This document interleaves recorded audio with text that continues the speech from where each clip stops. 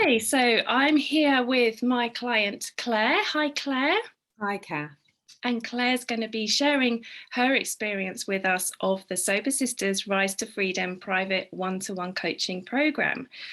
So, Claire, tell me, what were you looking for right before we started working together? Well, I think I really was just in a place of such despair. Um, I think I was looking for help. I was looking for someone. I already shared with you. I felt a bit emotional about Mm. this conversation today, but I think I was just looking for someone who would um, just help me, just make me feel like it would be okay, and that there was a way through, and that I wasn't beyond kind of salvation or redemption or whatever those grandiose words were. That was really the level of how I felt. I just needed someone sort of to hold my hand and help me.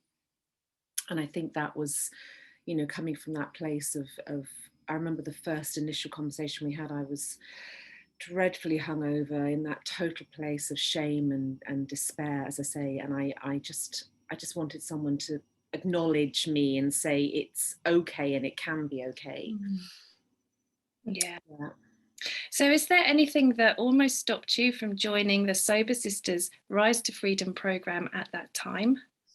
I think what does happen, I'm sure this is a pattern that maybe many can relate to. I think our, whether it's our subconscious and all those beliefs that we have, or our ego, it's very clever. And so, a day later, having had the wonderful initial chat with you and feeling a sense of relief and a sense of there is someone there, and this can be okay, and this will be okay. I think 24 hours down the line, having had a relatively good day following that, I was oh well, it's okay, really. I don't have a problem. It's not that big a deal. And I think we can go back into that Mm. sort of place of self-delusion in a way, and just you know it's easier, although we might feel desperate, it sometimes can be easier just to stay the same and keep going.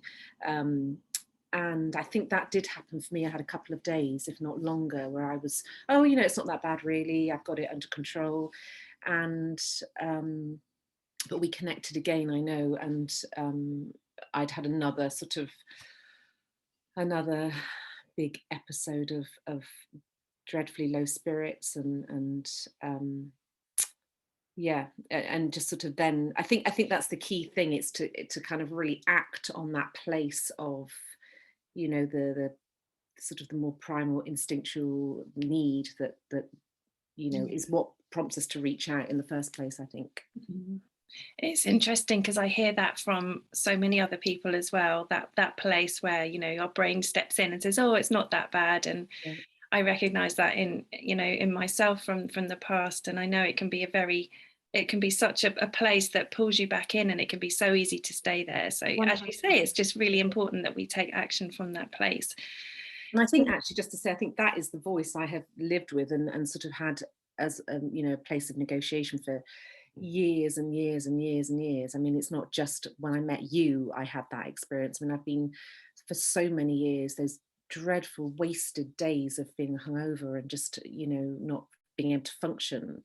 I yeah. can't I can't even think about the number of days I've felt like that. And I've always had in my mind, well, you could do something about this, or maybe you should do something about this, or maybe you need to investigate this further. And then 24 hours down the line, something else takes over, and the body sort of recalibrates and says, oh well, it's okay, really. I mean, it's, what is it, it's only, so we constantly can have these kind of playing these games with ourselves, I think. Yeah, such an important point to highlight. Thank you for that. So, what was your first impression of the Rise to Freedom program?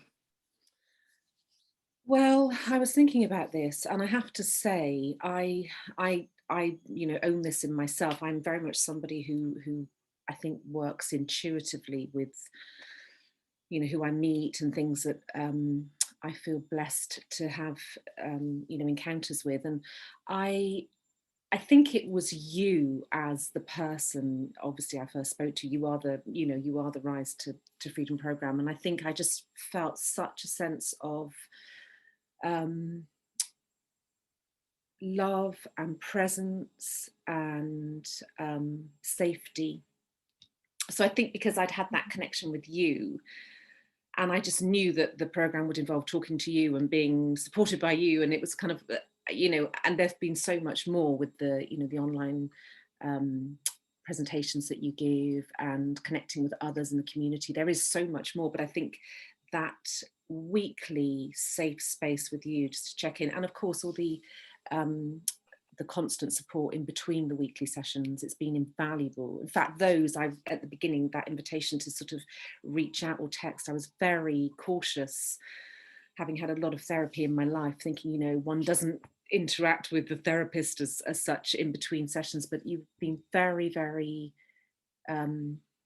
generous and boundaried and willing. And I think all of those things have certainly been invaluable to me. Thank you. And so I'm really excited to hear about your results. So please, will you share with us a few of the results that you've achieved while we have worked together? Yes. So, I mean, I would say, and I'm sure, many would recognize this anyway, that it is a journey. So my results at the beginning were still really big wins and were really important, but are very different to the results I have now.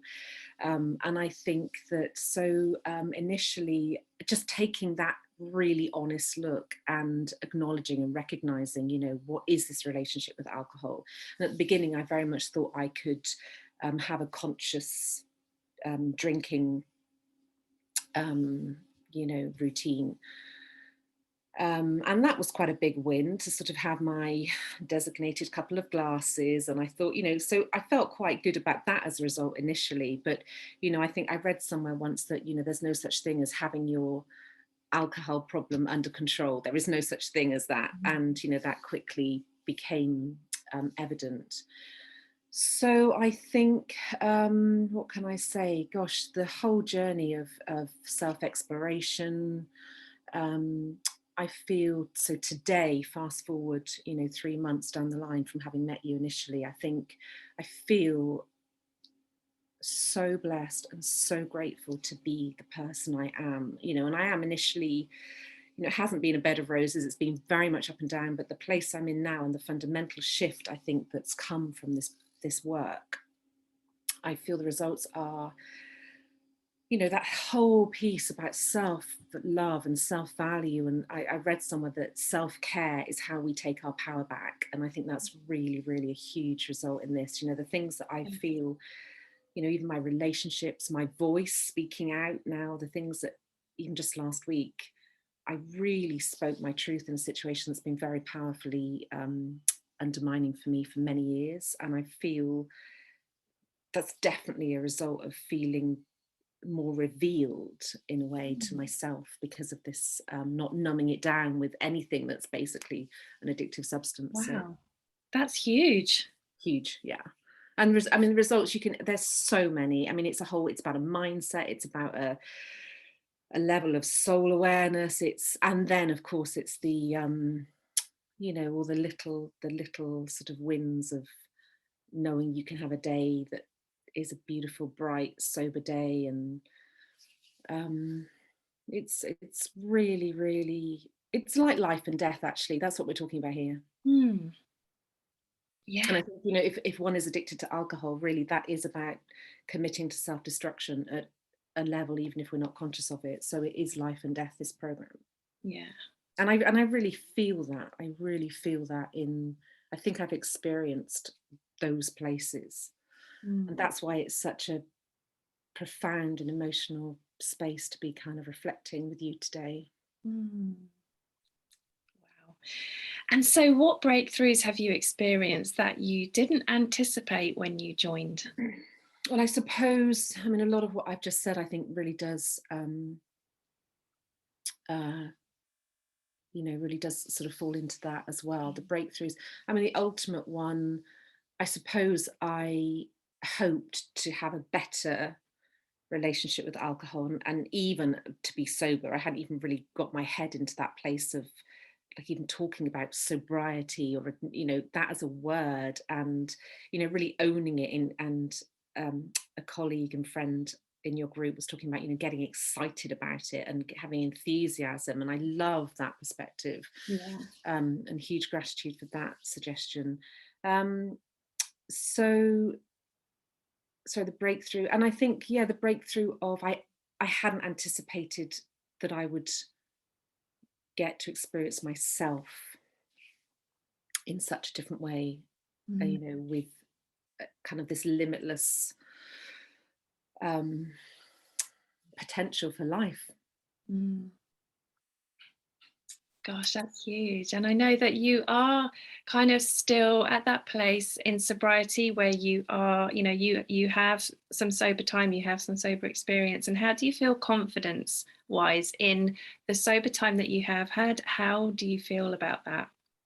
I feel so. I had some sober time sort of midway through the program, and that was an important experience. But I do think that, and I know a lot of people have written about this, and it's a kind of an understood, issue in addiction recovery, that I think will forces alone are just not enough to change and transform this whole way of being. And I think that, so that I'd like to share actually one of the biggest moments for me was, having done a lot of work with you and the talking and the sessions and the trying the sobriety and the trying the conscious drinking and writing the affirmations and, looking at so many things. It was one day where I felt really good, really positive, doing a lot of positive programming.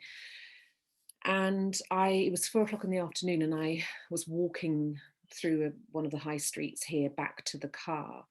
And I found myself walking into a delicatessen and buying a bottle of wine, completely with no, no consciousness, no will, no desire to necessarily go in and do it. It was like I was on automatic. And I was so shocked by that experience of my mind thinking, well, I'm having a really good couple of days. I haven't been drinking. I'm just going home for the evening, and walking into that shop and recognizing that there was something, so much more powerful driving me. I think that experience led me to really look at the subconscious patterning that was, like I said, running the show, essentially, that I wasn't thinking about. And I think that shift and that was very, very powerful. We talked about it, and the sobriety that's come out of that.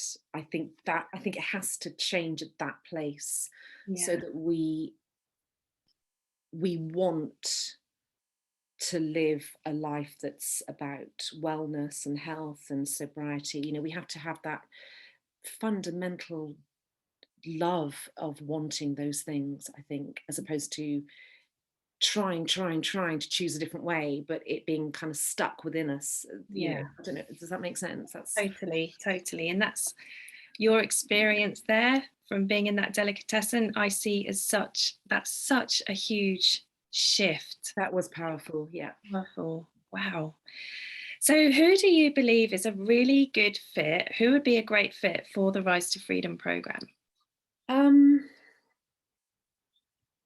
I think anybody who wants to, well, certainly anyone who wants to get sober, but more than that, I think anybody who wants to start out exploring, questioning this relationship with alcohol.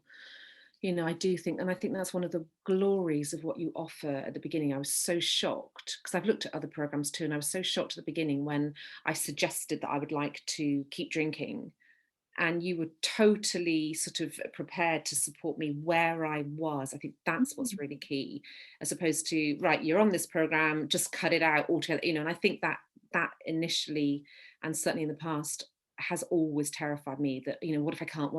And so I think, even if you're just feeling